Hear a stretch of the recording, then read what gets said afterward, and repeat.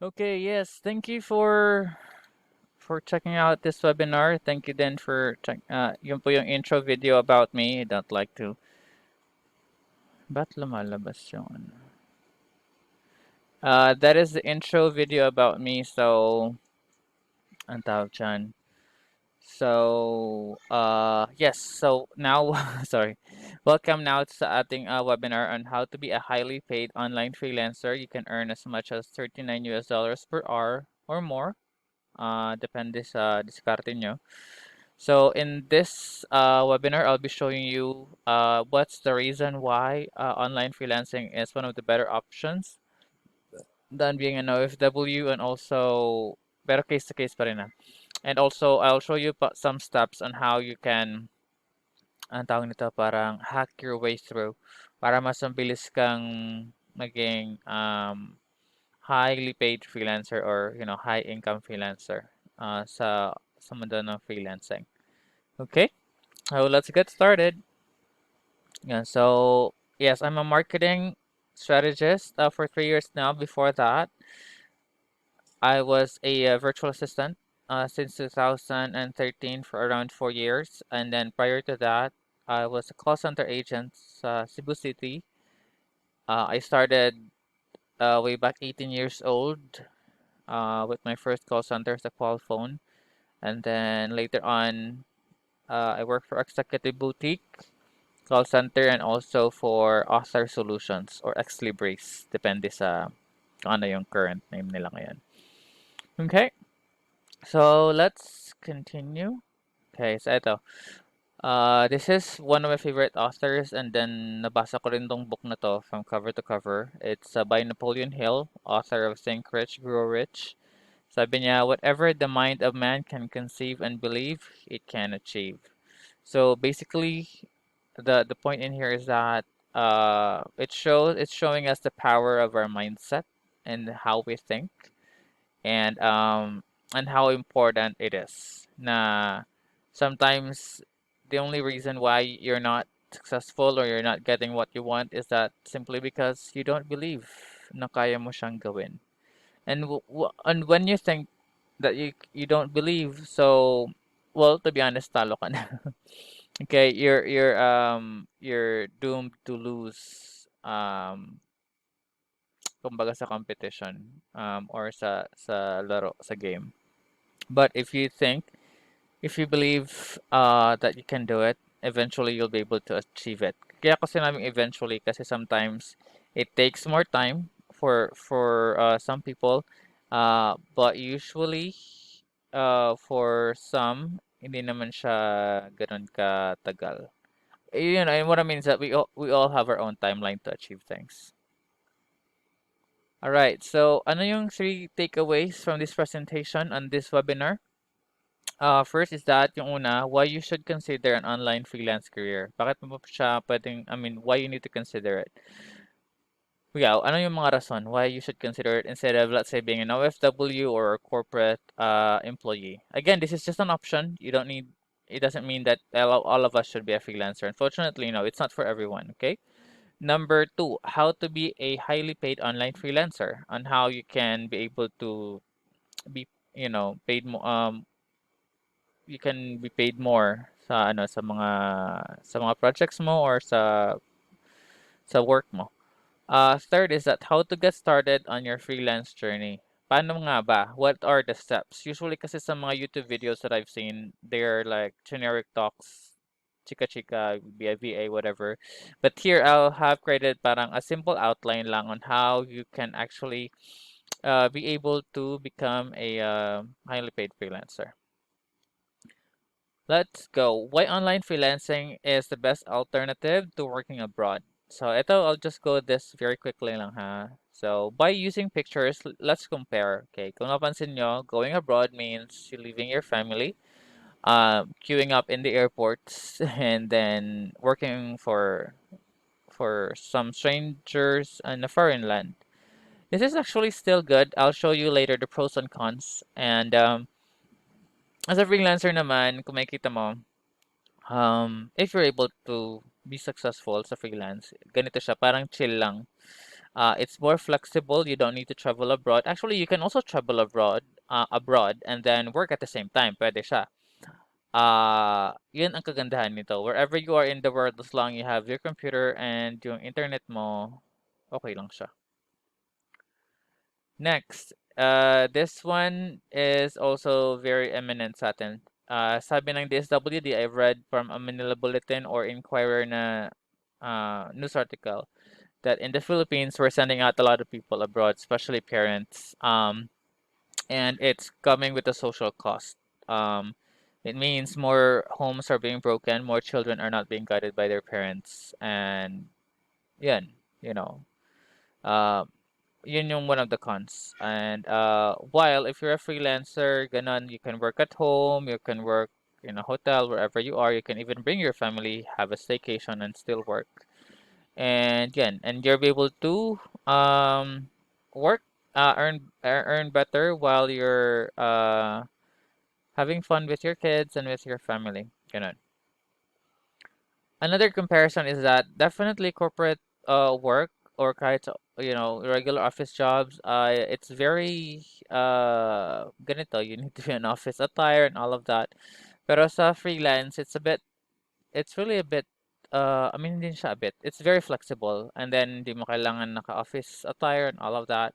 So kahit ayaw mong maligo, I mean hindi ka pa nakaligo, pwede rin. Pero it's best to take a bath before working to freshen up your day. So ganun siya. It's very flexible wherever you are. As long again as you have your computer and you have the internet, a good internet connection, it's all good. So ito na yung pros and cons.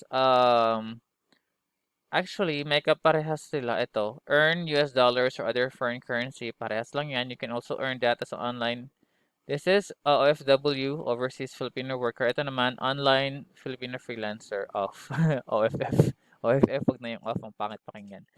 So, Ah, parehas din, ito bigger pay compared to the Philippine salary. Depende dun sa ano ha, kasi kaya nga I'm emphasizing highly paid, hindi yun sa mga regular VA jobs. Kasi minsan may mga regular VA jobs, lalo na pag US client na sobrang liit, like 25,000 a month. It's just like working in a call center as well.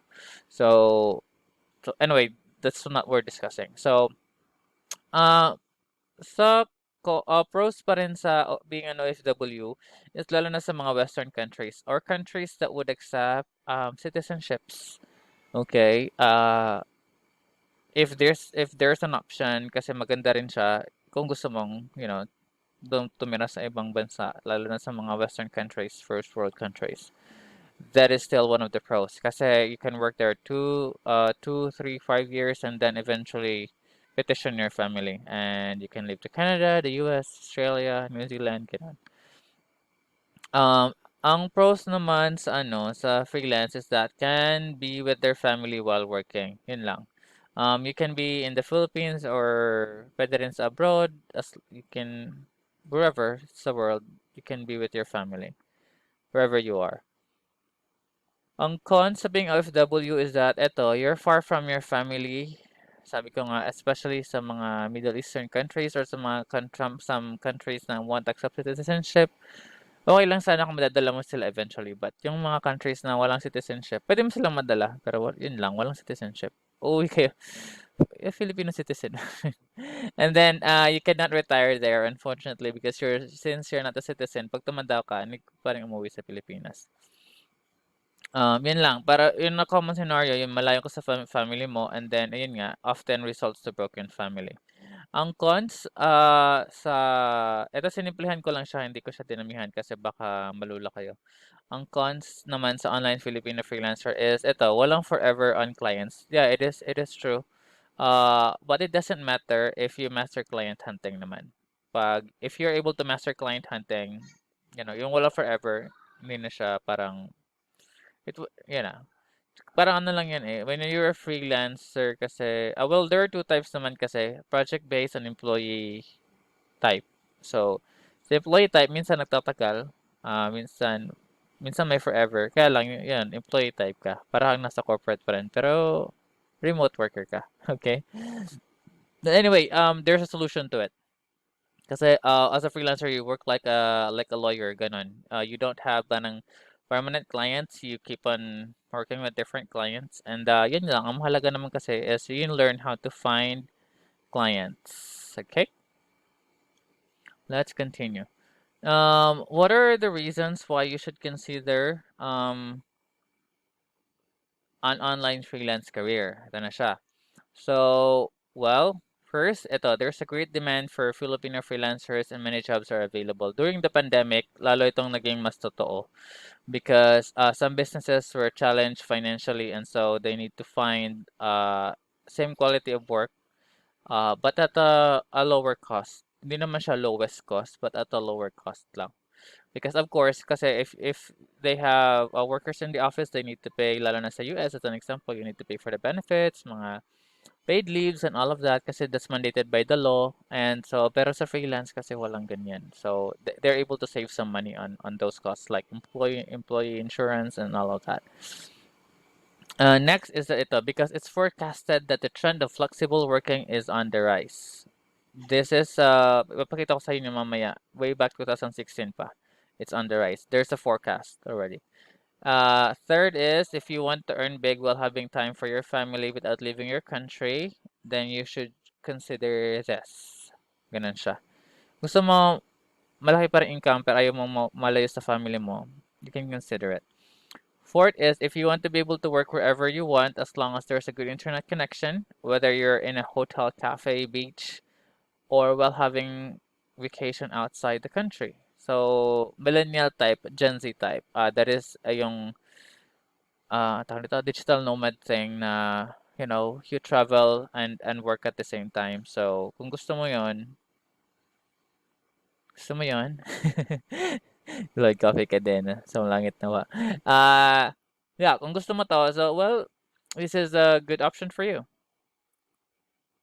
Yeah, so I'm just showing you some of the prediction way back 2016, ha. This is for from big news sites sa US. Okay, tingnan niyo, 2016 pa to, talagang screenshot ko siya dati ba. 2016 ko din to na screenshot.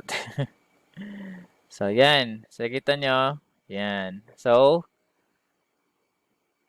nasa, kumbaga trending siya. Di ba? Ganon. So, eto naman, yun na, we now have the reasons why we can be a highly paid, bakit tayo gusto maging freelancer. Next is that, eto na ngayon, paano nga ba, how di Carabao, how to be a highly paid online freelancer, paano nga ba? Okay? First is ito, this is my suggestion, okay? Master skills that affect the revenue line of the business. As much as possible, depende. But there are still a lot of ways if you would like to be a software developer, mga programming, coding, business analyst. Malalaki din yung sweldo nun.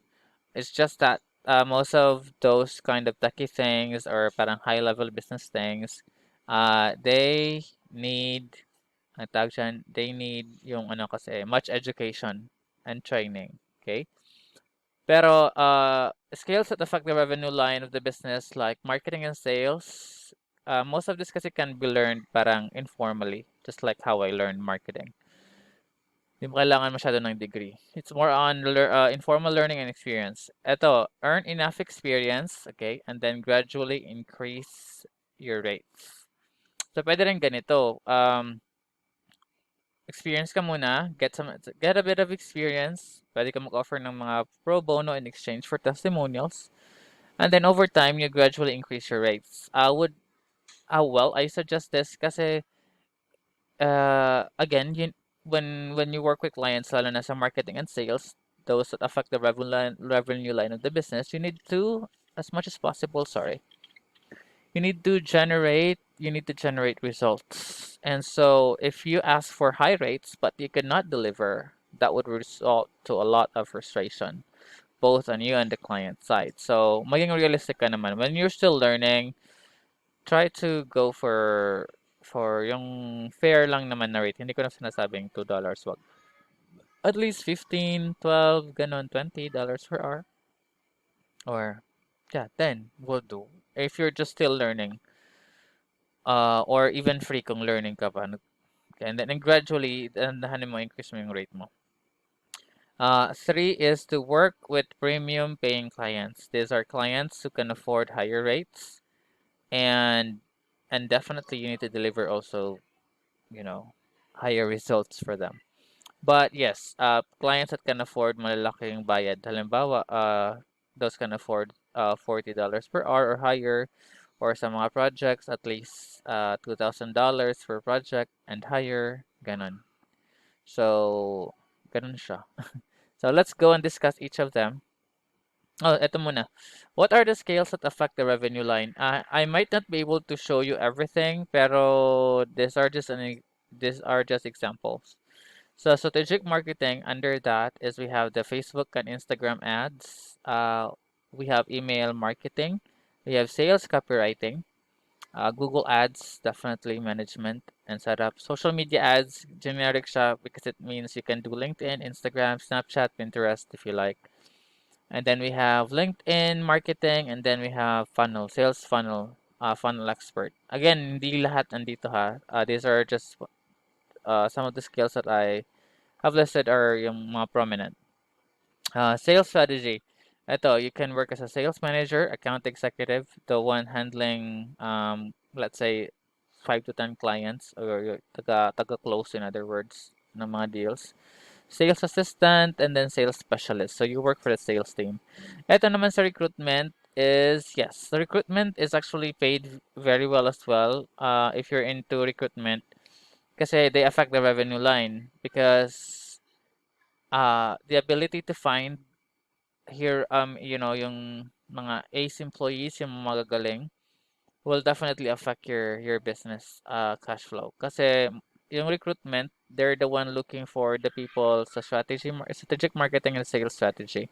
So if they're able to choose the right people and build a great team, then again, it will affect the cash flow. So recruitment is also one of part ng ano siya, revenue line. Kasi without the ability to find the right people for the business and build a great team, yan, hindi rin magsasucceed yung business. And then affected din yung cash flow at sales ng business. Okay?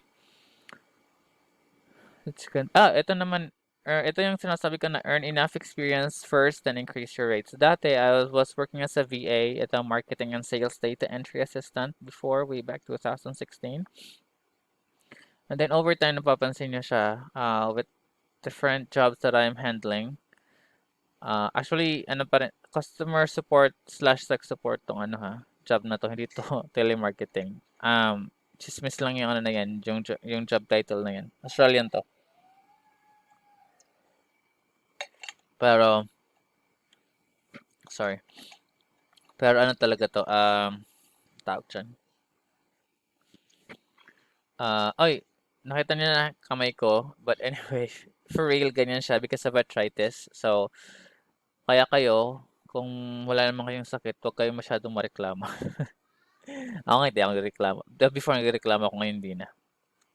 So, ito yung sinasabi ko na, earn enough experience first and increase your rates over time. Okay, over time, pwede mo i-increase yung rate mo. Actually, these are sa, ano, sa Upwork. Kasi sa Upwork kasi nakikita mo yung mga rates. Ganun.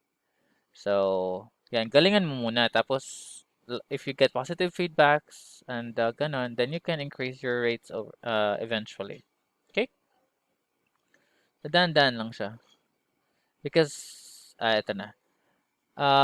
Let's go naman dito. 3 steps to be a highly paid service provider. Okay? So, anong dapat natin gawin? Ito first, we need to master a high-paying skill. Going back to what I've said before, review lang to, okay? Next is generate great results for your clients. Make sure that you're able to master mo yung skill at nag-generate ka ng result. Is that ito naman, work with clients who can pay 1,500 or higher per project. Ito na yan. But I'll show you yung better, how to get started. Paano tayo magsimula as a freelancer. Or hindi, as a highly paid freelancer. So, eto, hacks to hasten your success journey. Paano nga ba? Ano ba yung it took us years. How can you compress your parang your learning curve? How can you parang lessen the errors along the way? Kasi hindi naman siya nawawala yung failures and errors. Andun siya palagi.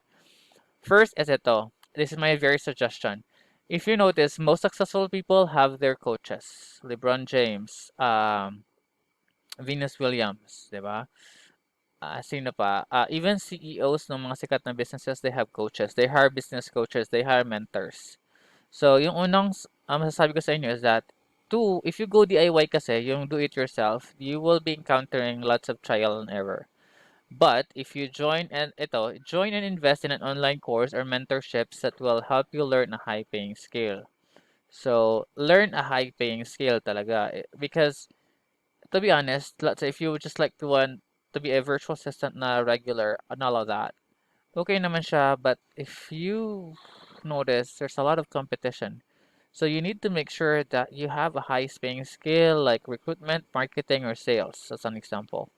Kasi it is like an add-on, parang ano siya eh, parang it makes you different sa iba. Okay? Because your skill will eventually affect the cash flow ng business or sales or revenue line. Pangalawa, practice the scale by offering your service for free to local or foreign client in exchange for an honest review or testimonial. Again, honest review or testimonial. Kasi pag hindi mo na regenerate yung result, kailangan mong malaman ano yung honest review nila.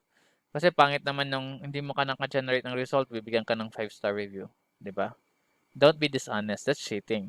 So, keep on practicing until you get it right. Yung parang practice lang pagluluto, okay? You'll eventually get it right though, okay? So, yun lang. Definitely keep on practicing and experience is the best teacher kasi. So, do it for free if needed or at a lower fee if needed. Initially lang. Okay, until you generate results and you learn how it really works. Let's say Facebook ads, ganon. If once you learn how it really works and you generate results, that's ito na yung ano parang start ng being highly paid mo. Number three, eto na. Start working with multiple clients in affordable rate. So these are the ways to do it, okay? Example, you can offer bookkeeping for $400 per month kung marunong ka mag-bookkeeping as an example. And get 8 clients. Ganun. So, halimbawa, every day, as an example lang to if every day, let's say given you just need to spend 1 hour per day sa bookkeeping mo sa each of these clients. So, you work 8 hours a day. And so you work with 8 hours a day for 8 clients. So that's 1 hour per day for each client. And then at the end of the month, you earn around how many? How much? 3,200 or $3,200. That's around US dollars though. That's around 144K a month. So you now have hit the six-figure income sa Philippines. So while I'm focusing on six-figure kasi definitely it's challenging to hit seven-figure, but it's possible pero it's more doable. Kung kahit like a million people in the Philippines can earn at least six-figure a month, that's already a big impact to our community and to our economy as well. So it's more doable kasi. But anyway, yeah, the seven-figure a month is also achievable. Number four, and you'll get there eventually. Start working with 3 to 4 clients and offering, let's say, $1,000 a month service and earn $3,000 to $4,000 per month. That is for 135 or 180K a month. So, pwede to. Let's say FB ads. Okay, $1,000 a month. You set up and manage their accounts. And so you just work with 4 clients. So let's say you work for uh 2 hours per day for each of them. So that's also 8 hours. Again, depende. Pwede mo siyang lesser, pwede more. But I would suggest lesser, work smarter. So, so ganun pa rin. So if you notice, this is the better way of doing it. Okay. And so, yeah, that's per project. Pero kung gusto mo naman naka-hourly, pwede rin hourly. Let's say, eventually, kung kaya mong mag-offer ng uh, $40 per hour, $30 per hour. Pag nag-work ka ng 8 hours a day, ganun din yung kikitain mo. Actually, mas bigger than mga around 200,000. I guess so. check ko nga. Uy. Ah, yung phone ko may ano, may bug. Let's try. Halimbawa, 40 times 45 equals 1,800 times 1,160 hours. Oh, so that's around 288,000 per month if meron kang $40 per hour na trabaho as an example. Okay, so pwede rin hourly, pwede rin per project. It depends on you. Okay? Saan ang trip mo? Kasi hindi naman tayo para-pareho ng trip, di ba? So, ano yung mga basic tools and skills? Ito, definitely conversational, oral, and written English skills. Mahalaga to, English. Yung communication skills mo. Kasi most of them are foreign clients, and so you need to make sure your English is really good. You need to practice. Sabihin mo, ba't hindi kasi ako magaling sa English? Well, you need to practice. Ako, nag-practice lang din. Wala namang pinanganak sa atin na magaling mag-English agad, di ba? Pinanganak tayo sa Pilipinas. Unless English speaking kayo sa bahay nyo, pwede rin. So, eto, next, computer and tech skills. You need to learn this, okay? Mga Google Drive applications, Google Docs, Google Slides, Google Sheets. Ito yung uso sa freelance kasi auto-save siya compared sa Microsoft na naka-locally save. Pero meron din Microsoft 365. Paminsan lang gumagamit ng mga clients nun kasi may bayad. Sa Google Drive kasi, usually free. So, free lang. Ito, yung sa computer nyo, 5 Mbps or 10 or as much possible DSL internet or Fiverr kung mas maganda. You know, as much as possible, go for Fiverr. Actually, kung 5 Mbps, medyo okay siya, depende sa work mo, pero make sure ikaw lang gumagamit. Kasi pag madami kang gumagamit sa bahay, babagal yung internet mo. Um, but those are the minimum requirements, okay? Ito naman, a laptop or PC with at least an Intel 5 9th gen. 9th gen na siya, ha? 9th gen siya na processor. And yes, Intel 9th gen processor with 8 GB of RAM. Ang RAM ay mahalaga kasi for multitasking. Okay? Pag 4 GB masyado na siya mabagal as of today. I'm using now an 8 GB RAM laptop and it works so great. And I'm using even i7 processor na. And ito naman, 450 GB SSD memory. I would suggest this. Actually, itong laptop ko na Lenovo, how do you pronounce it? Lenovo? Ganun. Um, ito, before naka 1 terabyte HDD, pero naglalag na siya. Hindi niya kinakaya ang multitasking. So, pinapalitan ko siya ng at least 450 GB na SSD. Kasi yung HDD hard disk, it's based on a disk. SSD is SATA drive, so it's based on a microchip. And then it performs faster than a disk, okay? So, at least 450 GB SSD. Kaya lang, kung meron kayong mga local files, mga movies, try to save it on an external hard drive. Huwag sa computer nyo. Kasi napupuno agad yung internal memory or lalo na yung C drive ng computer nyo kung saan andan yung mga programs at Microsoft and others. Okay? Again, ito talaga suggested ko, don't go lower than these specs because once you go lower, mahirapan ka sa multitasking. Lalo na sa i3, mabagal yan sa mga multitasking. Or lower RAM, 4GB RAM, mabagal din. So, be careful. Ang ayon sa magat ng ulo nyo, according to study, one of the most nagpapastress sa mga tao is yung computer nila. So, might as well invest in a good computer. So, where can you find clients? Technically, you can find clients sa LinkedIn, Facebook, and Instagram. I will have another webinar for this kasi mahaba-habang usapan. San Miglite. Just kidding. But yes, you can find clients on LinkedIn, Facebook, and Instagram as an example. Pwede rin sa mga online freelancing platform like Online Jobs at PH, Upwork, Fiverr, ganon, at iba pa. Pero kaya lang, I would suggest that lalo na sa Upwork, be careful. There are rules in it. I will create another separate free webinar for this. Sa online jobs, hindi ako masyado andyan, pero you can still get some clients there. Fiverr din, wala din ako dyan. Pero I've hired some freelancers on behalf of my clients there sa Fiverr. So, yeah, we'll have another webinar for this though. learn sa Upwork. Okay, because they're a bit strict, so you need to be careful. Pag hindi tama yung pagkagawa mo sa profile mo, you might be auto reject. Okay, so that's why I need to create ang tawag dyan? A webinar for this naman so that you'll know how to work around things. Lalo na sa Upwork.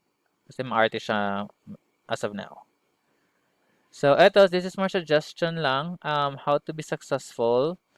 So, let's go this over very quickly lang. First is that you need to have an optimistic mindset. You need to have the right belief systems and the winning attitude.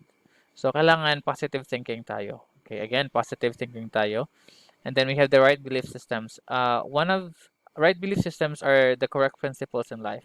Alam ba, do you know why most of us won't succeed? It is simply because of fear. Okay, we have this belief that when we try new things, we fear about experiencing pain. Kasi nga, pag bago, something new, something may adjustment. So, that's why we don't try new things. Malimit tayong gumawa niyan. We stay kung saan tayo comfortable. So that's one of the wrong belief system. One wrong belief system, ano ba yung bahala na belief ng Filipino or manya na habit, pagpabukas. Or ningas kugon, magaling ngayon, bukas hindi. Mabait ngayon, bukas hindi. Or ang tawag nito, hard work ngayon, tapos katagalan din na. Okay, so we need to make sure that we have the right belief system sa buhay natin or else yung achievement natin will be limited. Ito, a winning attitude. So, kailangan yung attitude natin yung ano talaga, we want to be a winner. Hindi tayo yung sumusuko agad, okay? Kahit anong mangyari, umulan, bumagyo, gumuho man ang mundo. Sabi ganun. So, ganun tayo. Kailangan, yung attitude natin, it's towards success. Hindi tayo yung palaging late, tatamad-tamad. No, hindi yun winning attitude. Unfortunately, that's a loser's attitude. Yung lalo tayong late, we procrastinate. Ano pa, mahilig tayong magpapaliban, ganun. Those are not winning attitudes. So, we need to check out ano ba yung mga attitude na makakapagpanalo sa akin sa buhay. Definitely example yun nga, maging on time, maging hard worker, smart worker. Ano pa? Uh, do your best, wag kang mainggit. And then, halimbawa, learning how to be a team player. That's a good attitude as well. So next, embrace failure and turn your learnings into wisdom. When we were schooling, we could not embrace failure because every time we commit mistake, lumiliit yung grade natin. And so after schooling, sometimes most of us also adopted that parang mindset na, uy, pag nagkamali ako, ganun. Pero sa real world, ladies and gentlemen, we need to embrace failure and then turn your learnings into wisdom. Sabi nga, one of the things that I've read before is sabi nila, most startups, business owners, yung mantra nila is that fail fast and learn. The faster you fail and you learn, the better for you. Okay, and turn your learnings into wisdom.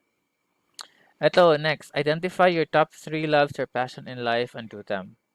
How would you know? These are things that you do na you don't feel like working or hindi ka napapagod. So it's just like playing.